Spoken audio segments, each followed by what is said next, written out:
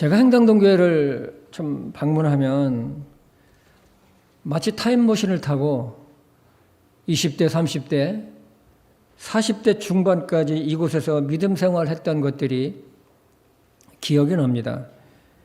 이곳에 오면 오렌지기 같은 성도님들을 참 만나는 얼굴만 봬도 저에게는 기쁨이 있습니다. 저는 75년도에 함께 군세 생활하던 이 교회 출신인 김은환 목사님 상담으로 군대에서 전방에서 구원을 받았습니다. 그리고 76년도에 휴가를 나와서 이 강단에서 제가 어떻게 구원받았는지를 간증을 한 기억이 있습니다. 79년도 4월에 서울에 취직이 되어서 서울로 올라와서 행당동교회 출석이 시작되었고 80년도 10월 1일 날 이곳에서 권기자 자매를 만나서 결혼을 했습니다. 이 뒤에서 찬양대 테너파트로 헌신을 했고요. 주일학교 교사, 중고등부 교사, 또 행당동에 살 때는 뚝섬 지역에 구역장을 했고 개포동으로 이사 가서는 거기서 구역을 신설해서 구역장으로 섬겼습니다. 그리고 36살이라는 어린 나이에 안수 집사를 받고 유초동부 부장 집사를 했습니다. 그리고 96년도 말에 사역자로 헌신한 후에 97년도 1년 동안 신학교를 다니면서 이 교회에서 풀타임 전도사 생활을 했습니다. 98년도 1월 교회 인준으로 캐나다의 개척교회를 위해서 파송 예배를 드리고 행당동교회를 떠나게 됐습니다. 3년 뒤에 그곳에서 신학교를 마친 뒤 이곳에서 다시 목사 안수를 받았습니다. 때문에 행당동교회는 지금까지 제 마음의 영적인 고향이기도 하고 또 모교회이기도 합니다. 이곳에서 인생 가운데 가장 중요한 가운데 토막과 같은 20대에서 40대의 영적인 삶을 보냈기 때문에 그렇습니다. 오늘 이렇게 말씀을 전할 수 있는 것도 저에게는 영광이 되고 또 기쁨이 되고 하나님께 감사를 드립니다. 그리고 이충세 목사님 속히 회복되기를 참 기도하고 있습니다. 오늘 말씀을 준비하면서 문득 생각난 것이 있습니다. 만약 내가 한 달 뒤나 1년 뒤에 이 세상을 떠나 하나님 앞에 선다고 하면 과연 어떤 모습으로 오늘 하루하루를 살아가고 있을까입니다. 아마도 지금 생각하고 있는 것이나 믿음의 자세나 나의 삶의 태도나 방식이나 행동은 완전히 다를 것입니다. 정말 우리는 하루하루가 하나님의 기적 같은 은혜로 우리는 살아가고 있습니다. 다만 그것을 잊고 있을 뿐입니다. 오늘 내가 건강하다고 내일도 건강할 수 있다고 누가 장담할 수 있을까요?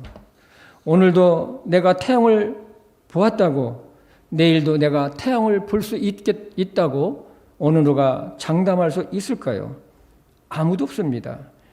야고보서 4장 14절에 보면 내일 일을 너희가 알지 못하는도다. 너희 생명이 무엇이냐? 그것은 곧 잠시 나타났다가 그 뒤에 사라져버리는 수증기라고 했습니다. 다윗이 요나단 사울왕을 피해서 요나단과 이별하면서 한 말이 있습니다. 사무엘상 20장 3절 하반절에 보면 나와 죽음 사이에는 단 한 걸음만 있느니라고 했습니다. 정말 맞습니다.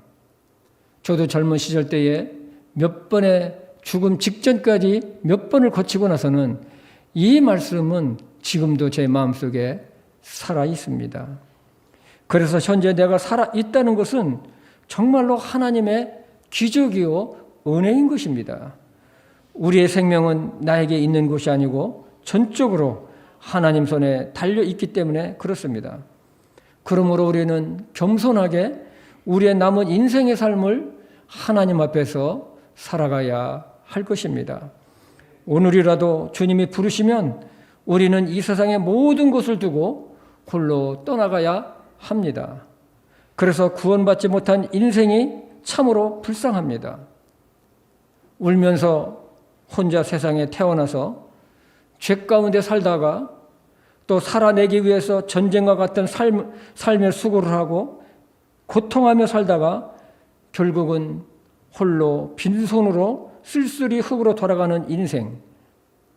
물론 그 삶의 과정에는 희로애락이 있었지만 그러나 모든 것이 지나고 나면 일장춘몽입니다. 오래전에 요양원에서 한 달에 한 번씩 복음을 전할 수 있는 기회가 있었습니다. 70여 명의 어르신들이 예배를 드리러 2층 홀에 모였습니다. 유리창 밖은 통유리로 됐기 때문에 바깥에 바로 이렇게 돌리면은 고개만 돌리면 사람 걸어 다니는 것, 자동차 다니는 것, 식당이 쭉 보였습니다. 저는 예배를 마치고 난 후에 그 어르신들에게 질문을 던졌습니다. 어르신들, 얼마 전까지만 해도 저 버스를 타고 다니지 않았습니까? 저 바깥에 걸어 다니는 분들처럼 우리 어르신들도 걸어 다니지 않으셨습니까? 그리고 저 자동차를 타고 다니시지 않았습니까? 또 저런 식당에서 친구분들과 가족들과 같이 식사를 하지 않았습니까? 그런데 지금은 어떻습니까? 이것이 인생입니다.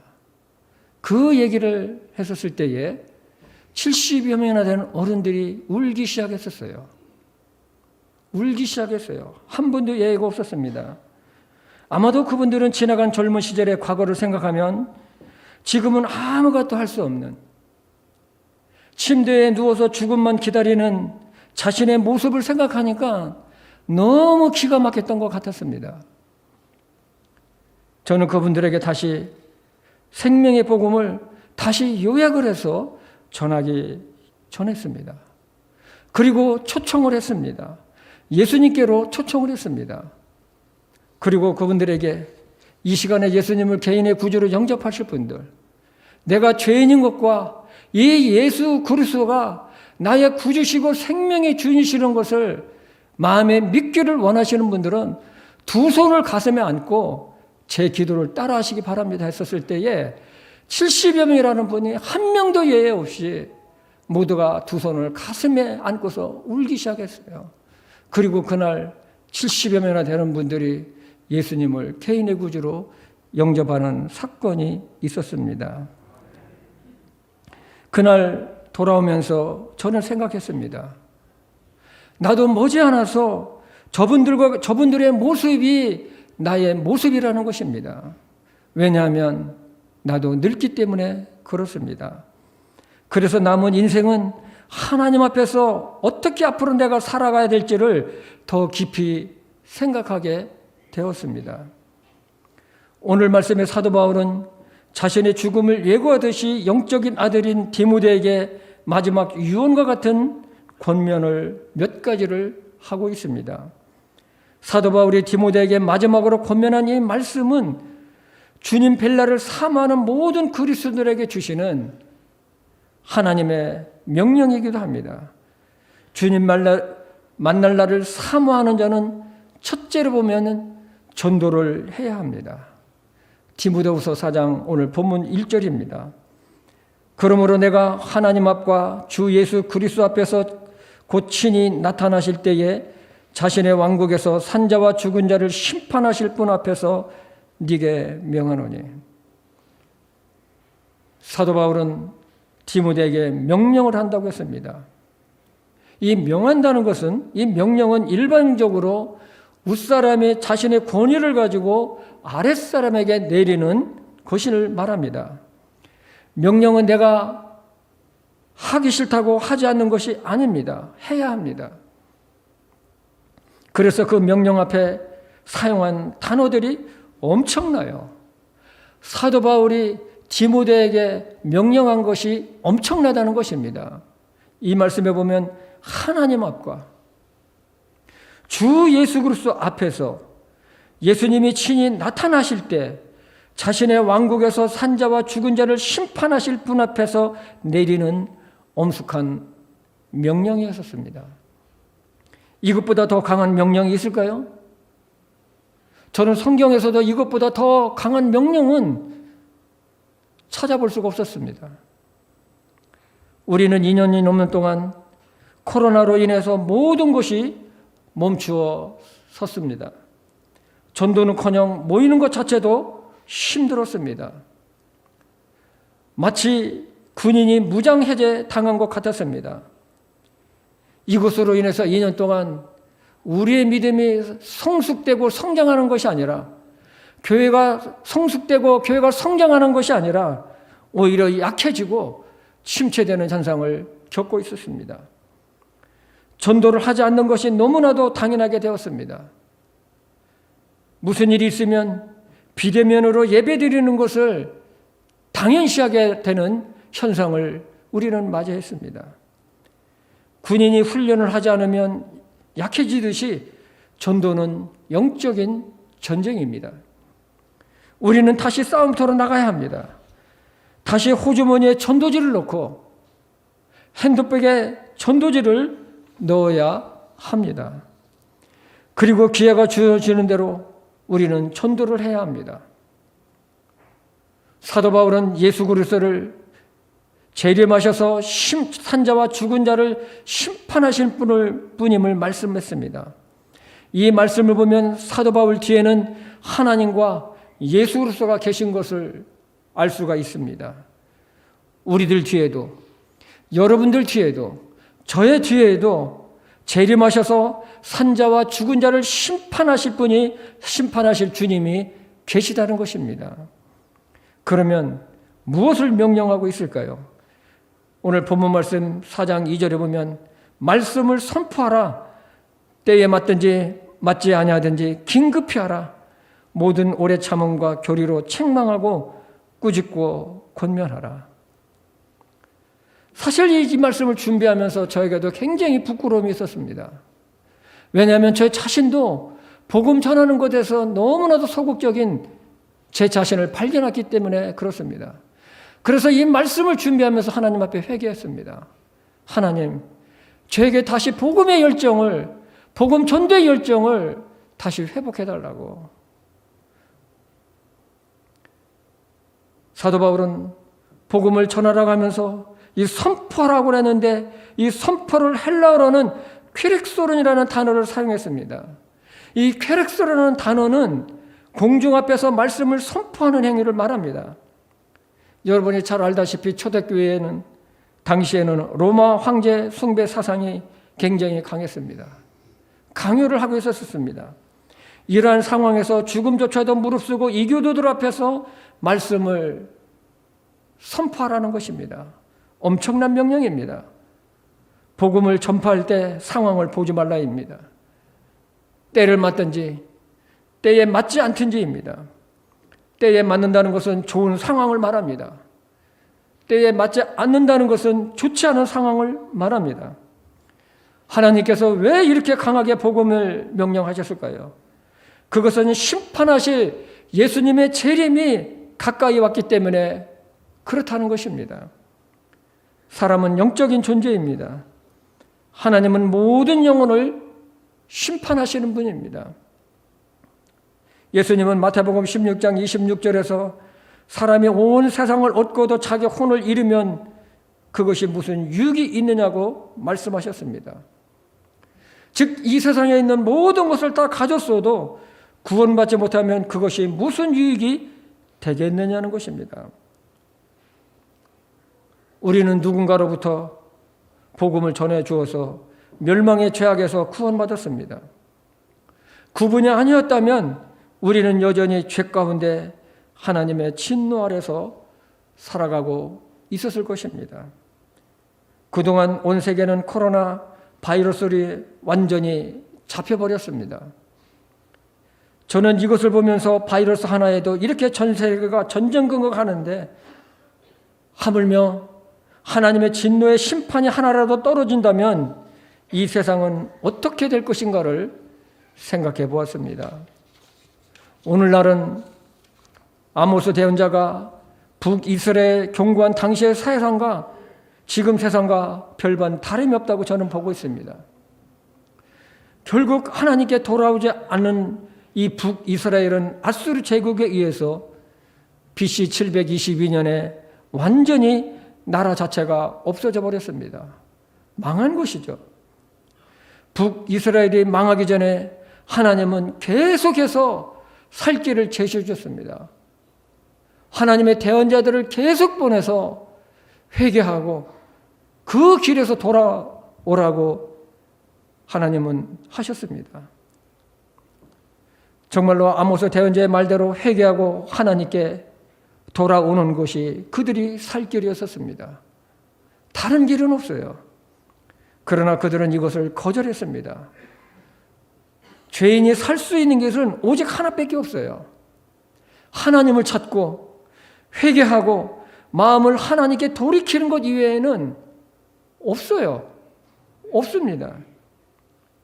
여러분, 우리 인간은요, 천수답과 같은 인생을 살아가고 있습니다. 천수답이 무엇입니까? 오직 하늘에서 내리는 비에 의해서만 농사 지을 수 있는 논을 말합니다. 그 해에 비가 오지 않으면 농사를 질 수가 없어요. 사람은 자신이 가진 것이 많더라도 할 수 있는 것은 굉장히 제한되어 있습니다. 아무리 큰 권력을 가지고 있어도 그 권력을 가지고 할 수 있는 것도 굉장히 제한되어 있습니다. 우리는 잊지 말아야 할 것입니다. 사람은 천수답 인생입니다. 한마디로 하나님의 은혜가 있어야만이 살아갈 수 있는 인생이라는 것이죠. 시편 104편 28절 29절입니다. 개역성경이 이걸 번역을 잘 해놔서 제가 이 말씀은 개역성경을 인용을 했습니다. 주께서 주신즉 저희가 취하며 주께서 손을 펴신즉 저희가 좋은 곳으로 만족하다가 주께서 낯을 숨기신즉 저희가 떨고 주께서 저희 호흡을 취하신즉 저희가 죽어 본 흙으로 돌아가니라. 이것이 사람입니다. 천수답 인생과 같은 사람입니다. 하나님의 은혜로 사람들이 살아가고 있지만 그러나 수많은 사람이 하나님을 떠나 멸망의 길로 하나님의 진노 아래 있습니다. 그러므로 우리는 때에 맞든지 맞지 않든지 긴급하게 전하라는 하나님의 명령에 순종해야 합니다. 왜냐하면 사람은 하루 동안에 어떠한 일이 일어날지 모르기 때문에 그렇습니다.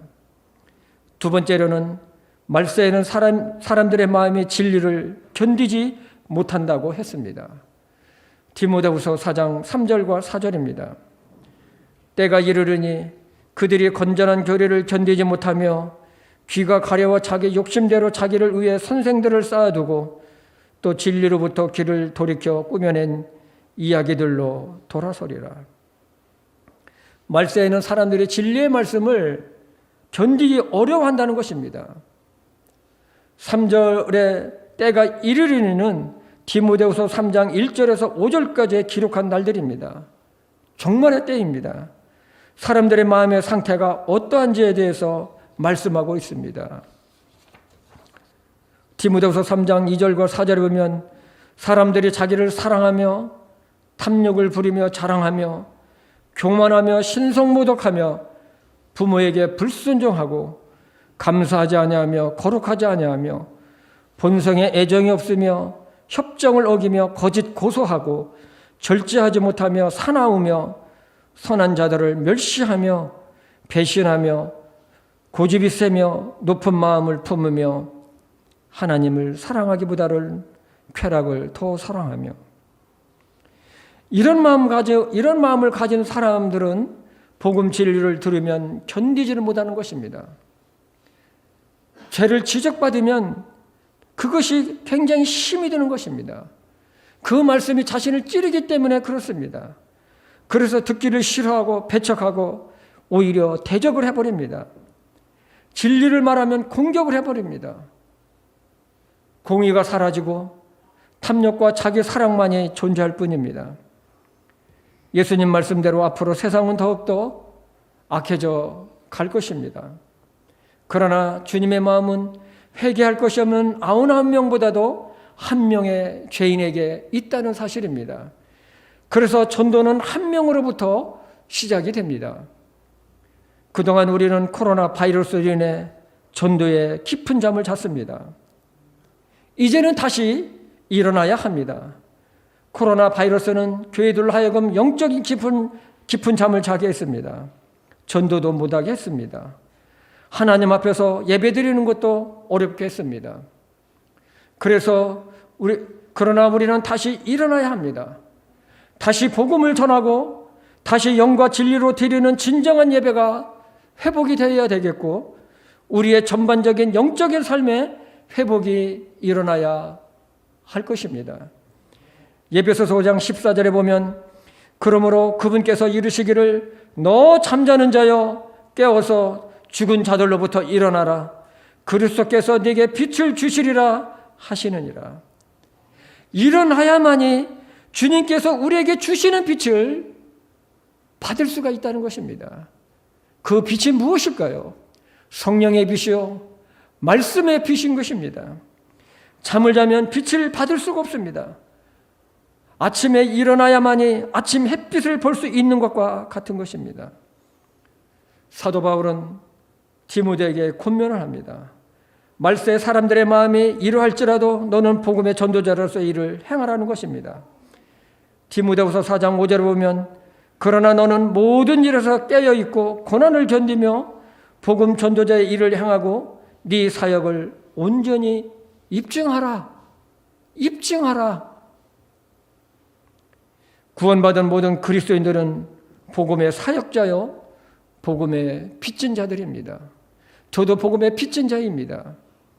우리는 내가 받은 이 복음의 바톤을 다시 누구에게 전달해야 합니다. 그러기 위해서는요, 첫째는 뭐냐면 영적으로 깨어 있어야 합니다. 영적으로 흐릿하고 무감각하면 엉뚱한 세상 걱정만 하면서 살게 되어 있습니다. 영적으로 깨어 있지 못하면 하나님의 말씀에 대한 분별력도 없습니다. 이 시대가 어떻게 흘러가고 있는지 성경적인 관점에서 볼 수 있는 것도 보지를 못합니다. 세상 흘러가는 대로 살게 됩니다. 복음 증거도 할 수 없습니다. 우리는 다시 일어나 복음 전하는 일에 힘써야 합니다. 이것은 우리가 영적으로 깨어 있을 때야만이 가능한 것들입니다. 둘째는 고난을 견뎌야 합니다. 이것은 복음을 전하면 고난이 있음을 전제합니다. 그래서 쉽지 않습니다. 초대교회 당시에 로마 황제 숭배 사상이 아주 심했습니다. 이러한 상황에서도 복음을 전한다는 것은 핍박과 죽음을 각오해야만 했습니다. 그러나 지금은 그렇지 않습니다. 우리는 마음만 먹으면 언제든지 복음을 전할 수 있습니다. 우리는 다시 시작해야 합니다. 특히 우리 행당동 교회는 우리 친교회의 장작교회입니다. 우리 장작교회가 먼저 힘차게 일어나야 합니다. 아멘입니까? 우리 장작교회가 먼저 일어나야 돼요. 그래야지 우리의 뒤에 있는 우리 친교회 교회들도 참으로 본받아서 일어날 것입니다. 우리는 복음 전할 분의 이름을 줬고 그분을 위해 간절히 기도해야 합니다. 시간과 마음과 물질의 헌신이 요구됩니다. 수고 없이, 희생 없이 얻어지는 열매는 없습니다. 복음을 전할 때 오는 어려움을 두려워하지 않고 하나님 앞에서 하는 것입니다. 사도 바울은 로마교회에 보내는 서신에서도 이런 말씀을 했습니다.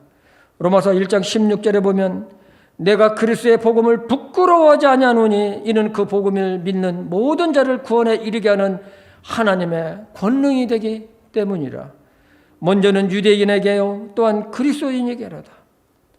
내가 가지고 있는 이 생명의 복음은 영혼을 멸망의 죄악에서 지옥에서 건져냅니다. 얼마나 귀합니까?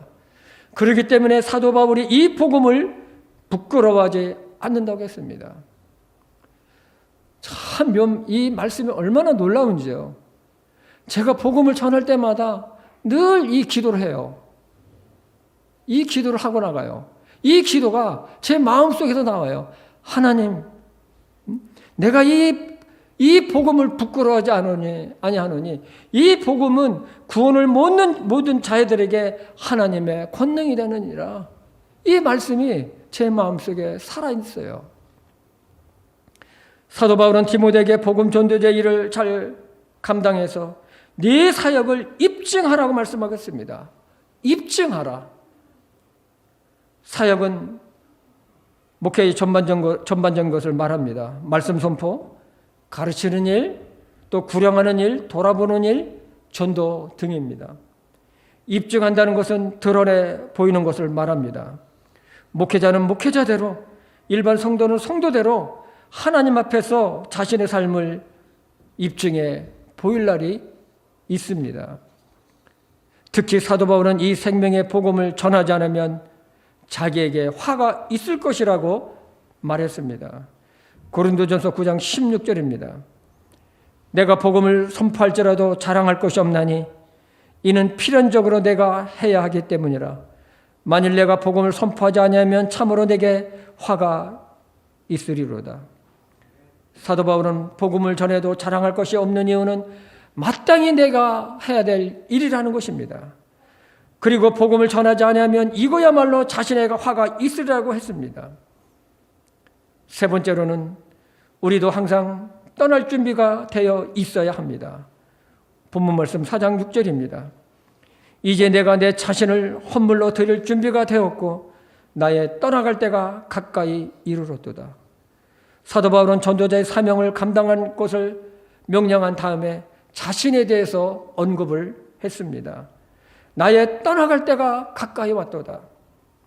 죽음을 목전에 두고 마지막 유언과도 같습니다.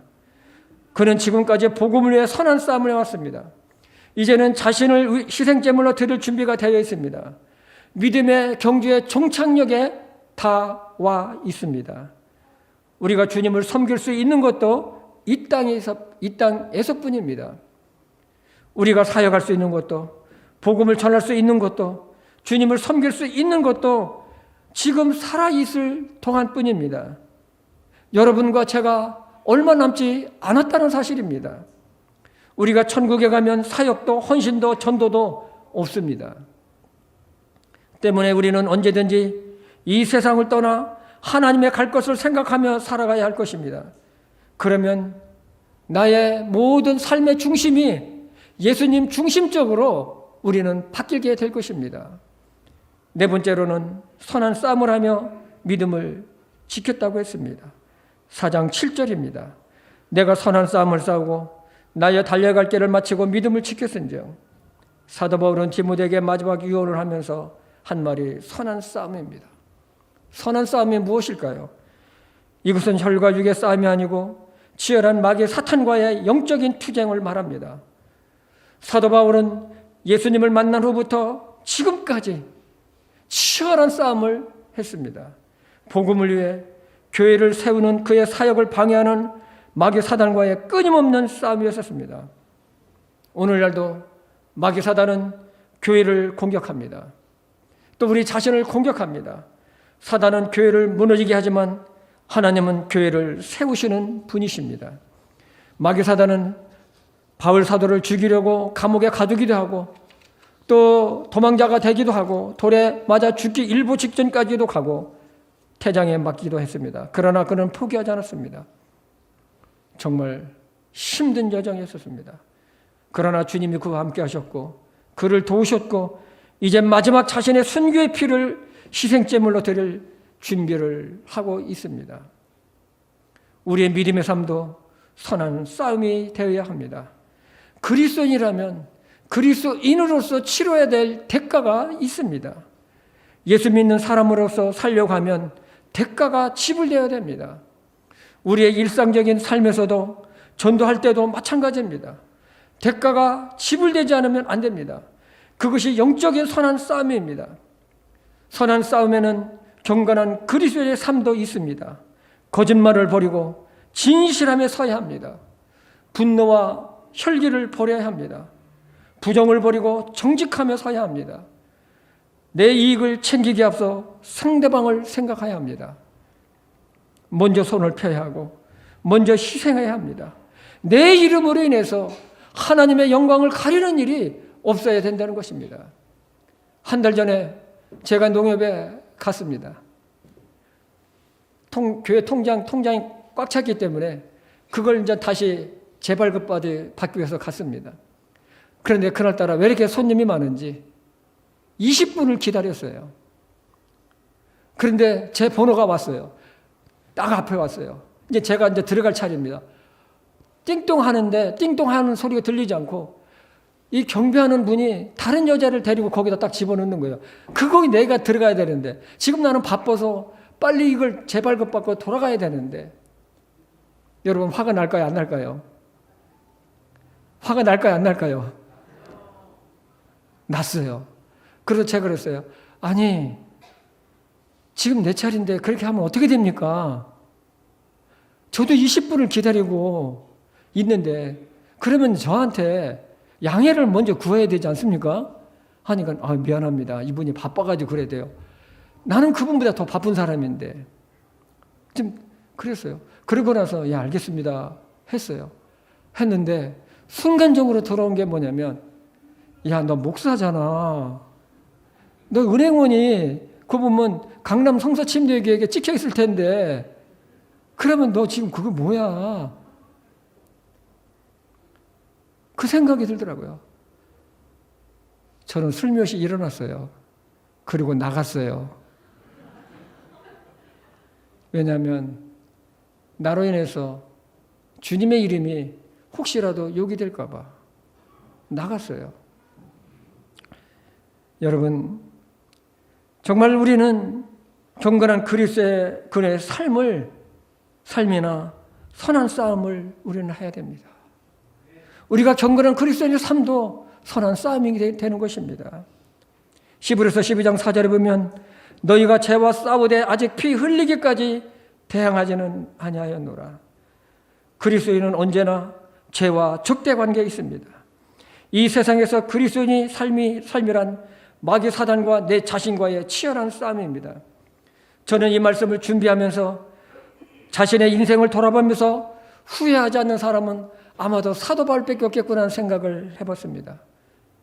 우리가 인생을 살다 나이가 들어보면 모든 것이 후회되는 것이 너무나 왜 이렇게 많은지 모릅니다. 그때 이랬을까? 후회가 많아요. 그래서 연세 드신 분들이 보면 정말 후회하는 것을 많이 저는 들어봤습니다. 우리는 어떨까요? 우리도 사도 바울과 같이 그러한 고백을 했으면 좋겠습니다. 나는 떠나갈 준비가 됐다. 나는 선한 싸움을 싸웠고 나의 달려갈 길을 마치고 믿음을 지켰다. 이런 고백이 우리 행당동교회 모든 성도님들 입에서 간증이 되어 있으면 좋겠습니다. 우리도 주님 앞에 설날을 생각하면서 지금까지 나의 지나간 인생의 삶이 어떠했는지를 돌아봐야 할 것입니다. 왜냐하면 우리는 하나님 앞에서 계산받을 날이 있기 때문에 그런 것입니다. 지금까지 인생의 삶 가운데 어려움과 고통도 있었지만 하나님 앞에서만큼은 신실했는지입니다. 우리는 주님 앞에서 계산할 날이 있습니다. 그때 사도 바울의 고백이 우리의 신앙 고백이 되기를 바랍니다. 마지막으로 의의 관을 바라봅시다. 4장 8절입니다. 이후로는 나를 위하여 의의 관이 예비되어 있나니 주 곧 의로우신 심판자께서 그날에 그것을 내게 주실 것이요 내게만 아니라 그분의 나타나심을 사랑하는 모든 자들에게 주시리라. 사도 바울은 이제 내가 떠나갈 것이지만 그러나 하나님께서 나를 위해서 의의 면류관이 준비하셨고 나뿐만이 아니라 주님의 나타나심을 사랑하는 모든 자들에게 주실 것이라고 했습니다. 사실 우리는 멸망의 죄악에서 구원받아서 영광스러운 하나님의 왕국으로 이끌어 주신 것만 해도 우리는 너무나도 감격해서 하나님 앞에 무릎을 꿇고 엎드려서 경배를 드려야 되는데 하물며 선한 싸움을 하며 그 믿음을 지켰다고 의의 관을 준비하셨다는 것은 우리들에게 큰 위로와 소망을 줍니다. 다니엘서 12장 3절에 보면 지혜로운 자들은 궁창의 광채같이 빛나고 많은 사람을 의로 돌아서게 하는 자들은 별들과 같이 영원 무궁토로 빛나리라 했습니다. 지혜로운 자는 또 누굴까요?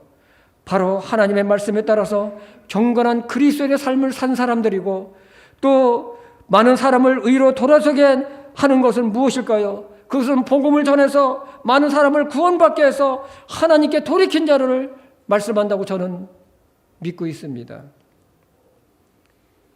주님의 말씀을 참 정리를 하겠습니다. 주님의 말씀, 주님 만날 날을 사모하는 자는 첫째, 전도를 해야 합니다. 이것은 산자와 죽은 자를 심판하실 하나님의 명령이기 때문에 그렇습니다. 두 번째로는 말세에는 사람들의 마음이 진리를 견디지 못한다고 했습니다. 그래서 복음을 거부합니다. 그러나 우리는 복음을 부끄러워하지 않고 담대하게 전하는 믿음의 사람들이 되어야 되겠습니다. 세 번째, 이것도 너무 중요합니다. 우리는 항상 떠날 준비를 하면서 살아야 합니다. 오늘이라도 주님이 부르시면 주님 앞에 간다는 그러한 믿음입니다. 네 번째로는 선한 싸움을 사며 믿음을 지킵시다. 우리는 주님 뵐 때까지 이 세상의 삶의 영적인 싸움임을 잊지 마십시오. 주님과 함께 고난을 받기 바랍니다. 그리고 경건한 그리스도의 삶을 살아야 할 것입니다. 언제까지일까요? 주님 만날 때까지입니다. 다섯 번째로는 의의 면류관을 바라봅시다. 하나님은 주님의 날을 사모하고 선한 싸움과 믿음을 지킨 자를 위한 의의 관을 준비하셨다고 하셨습니다. 머지않은 날에 행당동 모든 성도님들에게 이런 의의 관을 있기를 소망해 봅니다. 오늘 우리의 남은 인생의 삶을 어떻게 살 것인가를 하나님 앞에서 깊이 생각하는 이 시간이 되었으면 좋겠습니다. 에스겔서 말씀을 읽고 제가 마치겠습니다. 에스겔서 3장 10절과 11절입니다. 또 그분께서 내게 이르시되 사람의 아들아, 내가 네게 이를 나의 모든 말을 네 마음속에 받고 네 귀로 들으라. 또 너는 가되 포로로 잡힌 자들 곧 네 백성의 자손들에게 가서 그들이 듣고자 하든지 아니하든지 그들에게 말하며 그들에게 이르기를 주 하나님이 이같이 말하노라 하라 하시니라. 기도하겠습니다. 아버지